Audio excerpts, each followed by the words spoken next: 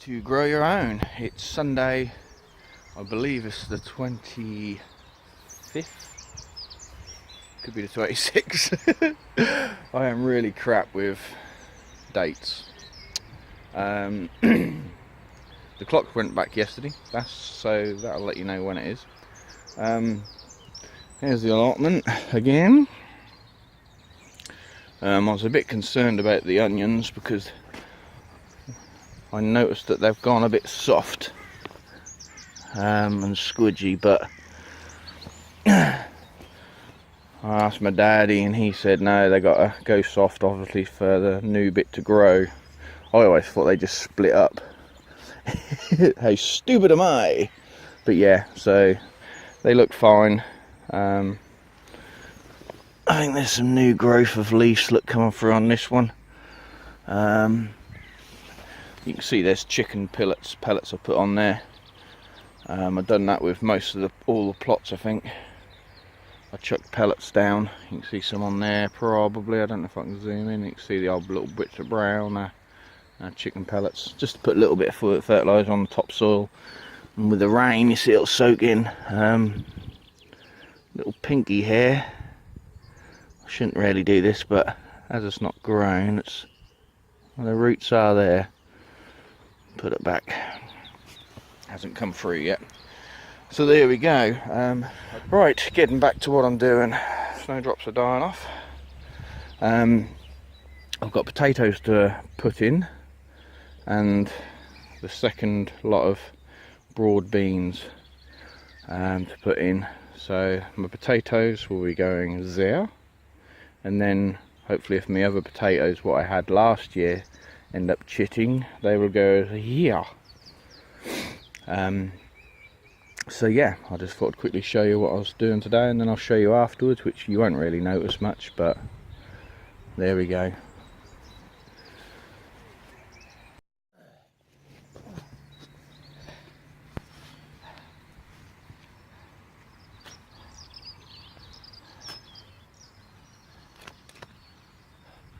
Right, hopefully you can see. This one I've already done. What I do is I dig a trench here and I pile everything from the trench onto the sides. You can use a board like I am here to pound it against.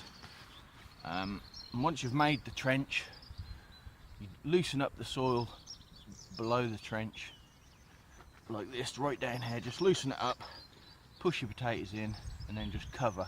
So the ground is here up to here, right? So you've gone about that far down, about a foot down, loosened it all up, put your potato in, and then covered it up about the height of the potato.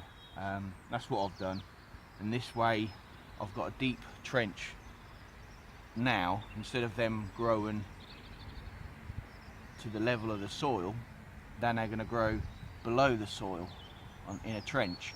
So then as they grow up, you can mound them up a lot easier. This is what I'm doing this year, and I just thought I'd show you. In these two trenches there's going to be it's going to be Morris pipe. Is it Morris Piper? No, it is second earlies, which is probably early anyway. Plant them, I don't know.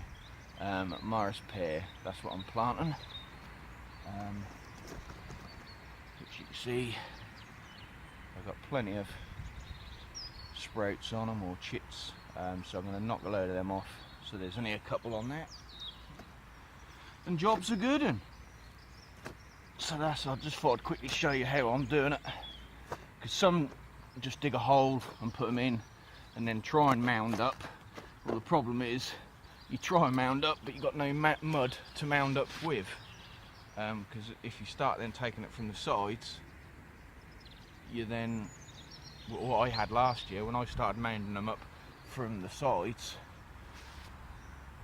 I then ended up having potatoes then sticking out of the sides because I was having to take the mud from somewhere.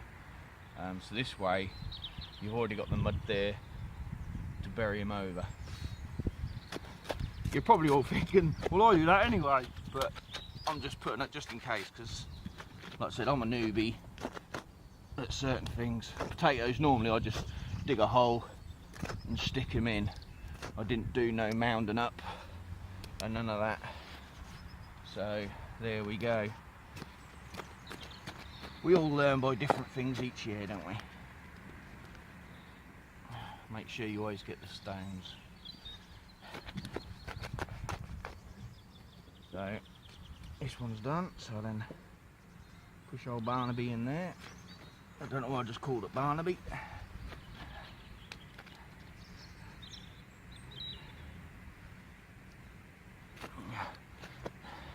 This is I think this is about the bit is about 5 foot, but I'm only putting 5 in, I think it is. I put, so they've got a nice bit of room to grow. I don't know.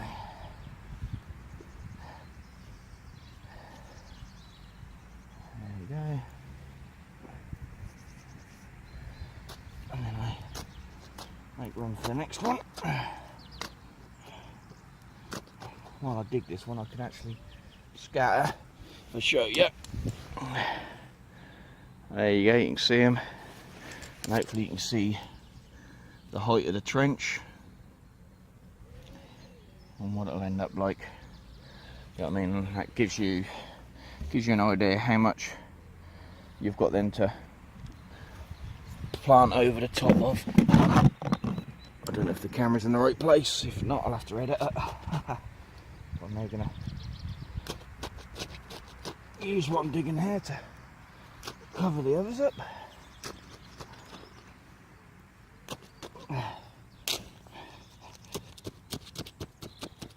Work the soil, make it nice and loose.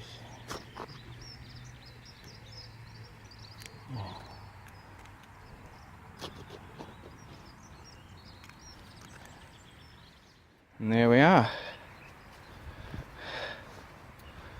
Lots of stones, so I'm gonna have to see how they come out this year.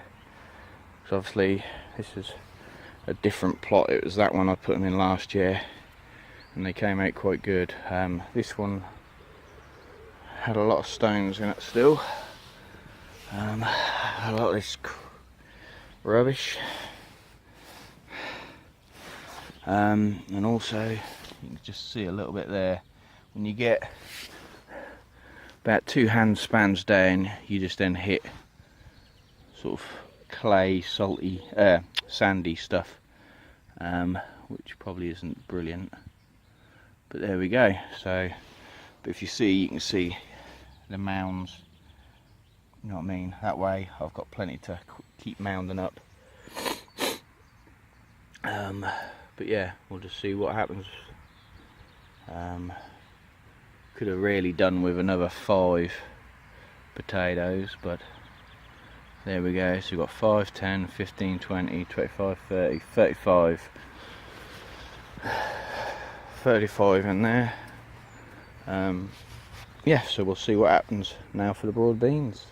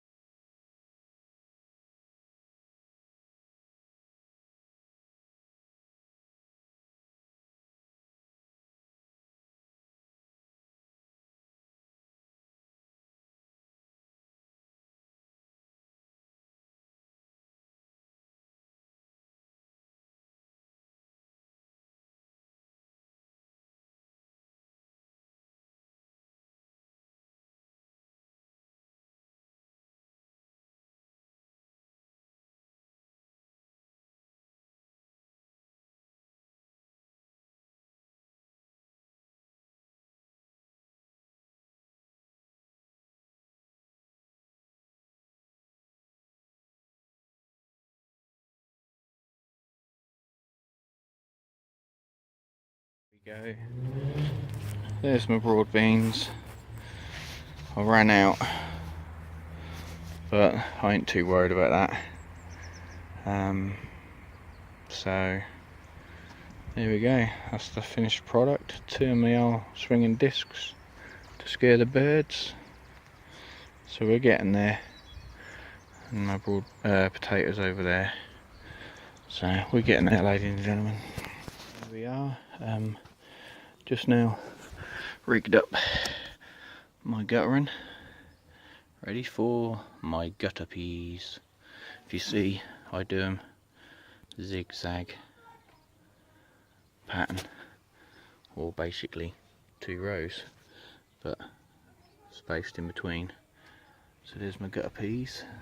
I'll then cover these over, water them up, and I'll keep these ones here, and then I'll do ones at the allotment as well, and then I'll transfer this to the allotment and put it on my little racking.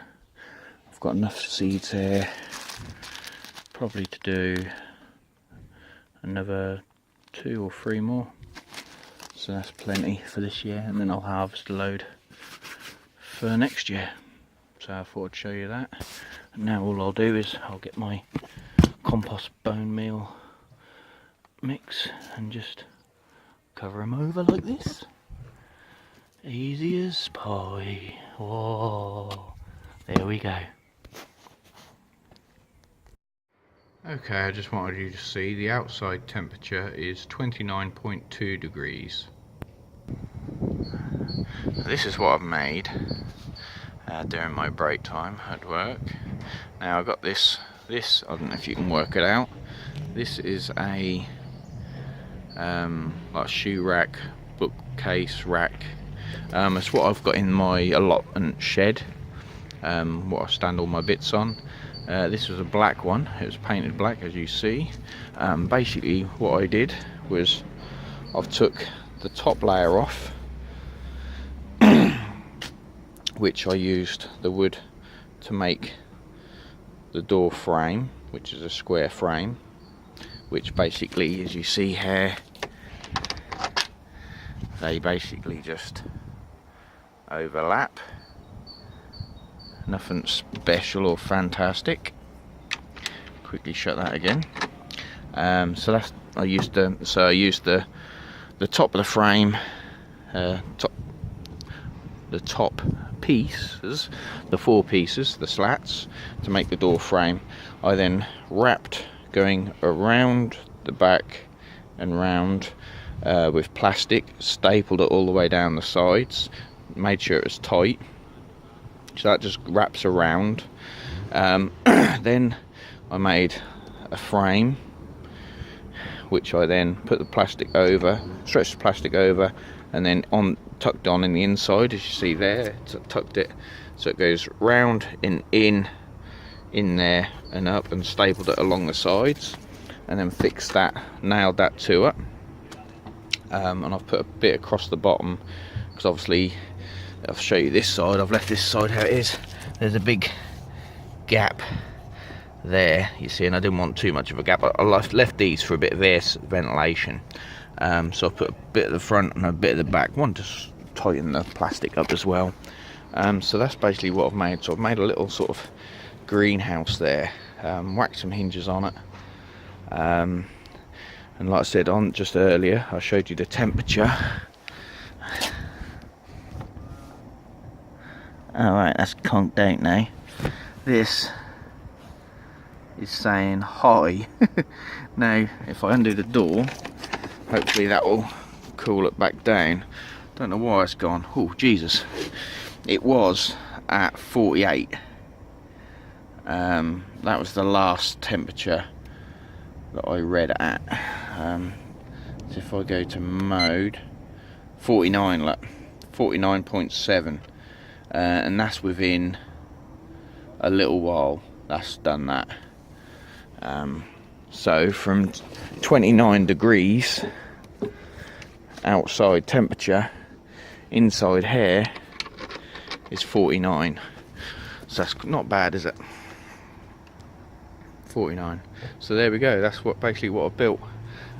because of the bad weather we've had, and I'm like, I only just now set a load of seeds again, and they went all leggy because they weren't getting enough sunlight.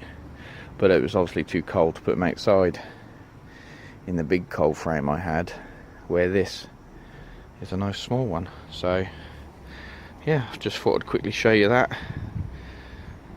So yeah, if you find any of these kicking around, you can even make them. You know what I mean? It's only flat wood. Make one out of pallet wood. It's a good little thing. Cool.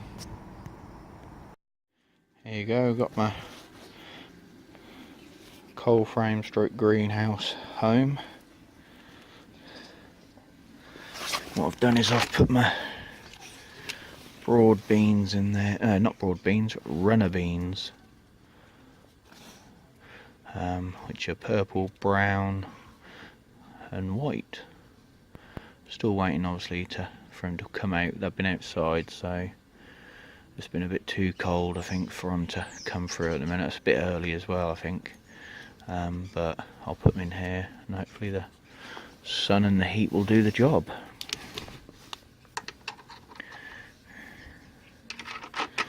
So there you go. Go build your own today.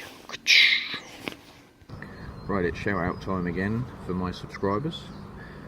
Ronald Shaw, the Novice Gardener, N Fings, Erica's Little Welsh Garden, Horti Hugo, Patricia Ncube, Tom Matthews, Wright Walker, Elaines, Greenhouse and Allotment. If you have subscribed, please leave a comment below. If I've missed you out, drop a comment below, let me know that you've subscribed and I'll give you a shout out.